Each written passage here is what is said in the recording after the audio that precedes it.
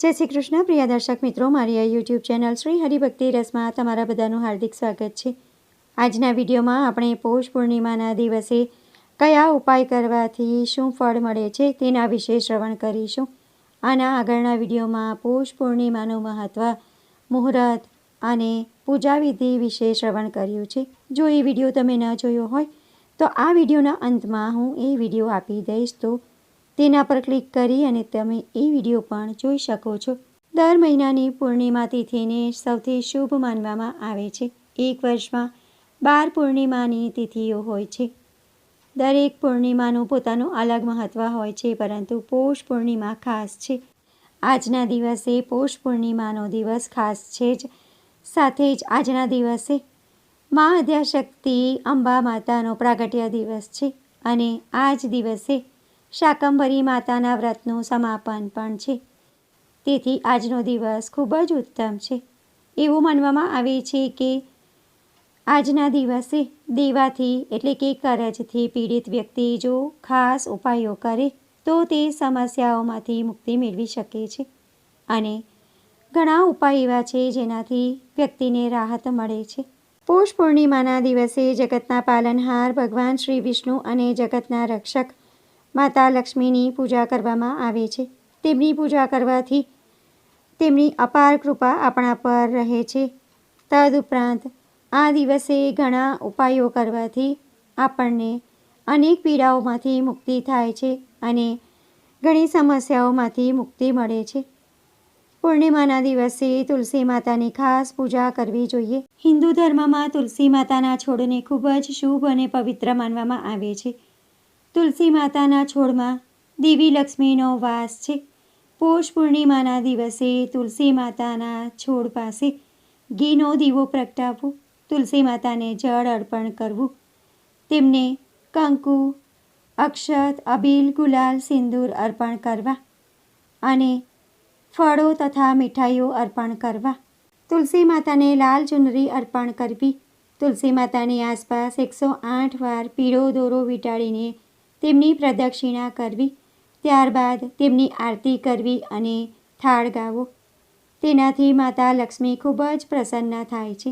તેમજ પૂર્ણિમાના દિવસે સાંજે તલના તેલનો દીવો પ્રગટાવવો જોઈએ।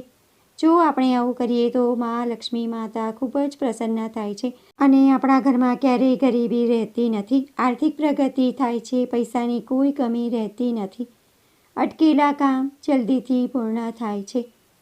તો આ રીતે માતા તુલસીની પૂજા હંમેશા કરવી જોઈએ અને ખાસ કરીને પૂર્ણિમાના દિવસે તમારે આ વિધિથી પૂજા ખાસ કરવી જોઈએ। પૌષ પૂર્ણિમાના દિવસે પૂજા દરમિયાન મંદિરમાં દેશી ઘીનો દીવો પ્રગટાવવો અને સુખ શાંતિ માટે પ્રાર્થના કરવી। ધાર્મિક માન્યતા છે કે આવું કરવાથી ઘરમાંથી નકારાત્મક ઉર્જા દૂર થાય છે અને સકારાત્મક ઉર્જા રહે છે। પરિવારના સભ્યો પર દેવી લક્ષ્મીની કૃપા રહે છે।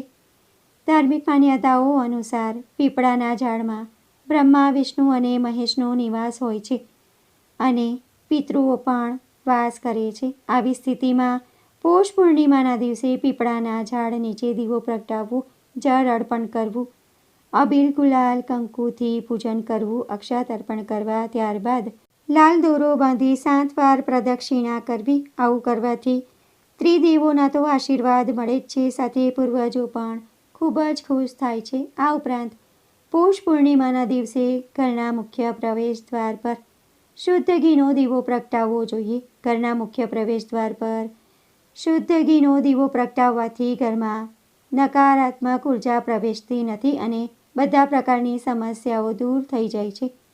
પૌષ પૂર્ણિમાના દિવસે શુભ મુહૂર્તમાં પવિત્ર નદીમાં સ્નાન કરવું જોઈએ અને દીપદાન પણ કરવું જોઈએ। એવું માનવામાં આવે છે કે દીવાદાન કરવાથી વ્યક્તિને જાણ્યા અજાણ્યામાં થયેલા પાપોમાંથી મુક્તિ મળે છે અને બધી ઈચ્છાઓ પૂર્ણ થાય છે। હિન્દુ ધર્મમાં કોઈ પણ શુભ તિથિએ દાન કરવાનું વિશેષ મહત્ત્વ છે। પછી એ એકાદશી હોય કે પૂર્ણિમા હોય કે પછી અમાવસ્યા, આવી સ્થિતિમાં પૌષ પૂર્ણિમાના દિવસે અન્ન, પૈસા અને કપડાનું દાન ખાસ કરવું જોઈએ। ધાર્મિક માન્યતા છે કે દાન કરવાથી ક્યારેય પૈસાની કમી રહેતી નથી અને જીવન સુખથી ભરાઈ જાય છે. સુખ, સમૃદ્ધિ અને ઐશ્વર્ય પ્રાપ્ત થાય છે.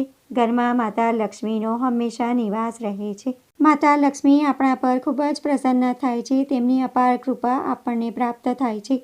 આપણું આરોગ્ય સારું રહે છે, સ્વસ્થ રહે છે અને સૌભાગ્યવતી સ્ત્રીનું સૌભાગ્ય અખંડ રહે છે. તો ભક્તો, આજના વિડીયોમાં આપણે પૌષ પૂર્ણિમાના દિવસે કયા ઉપાયો કરવાના અને આ બધા ઉપાયો કરવાથી શું ફળ મળે છે તેના વિશે શ્રવણ કર્યું. વિડીયો તમને ઉપયોગી લાગ્યો હોય, પસંદ પડ્યો હોય તો વિડીયોને લાઇક કરી બીજા લોકો સુધી વિડીયોનો પ્રચાર કરજો, જેથી બીજા લોકો પણ જાણકારી મેળવી શકે. કોમેન્ટમાં જય વિષ્ણુ ભગવાન, જય લક્ષ્મી માતા જરૂરથી લખજો. ફરી મળીશું એક નવા વિડીયો સાથે. ત્યાં સુધી બધા ભક્તોને મારા જય શ્રી કૃષ્ણ. વિડીયો જોવા માટે ધન્યવાદ.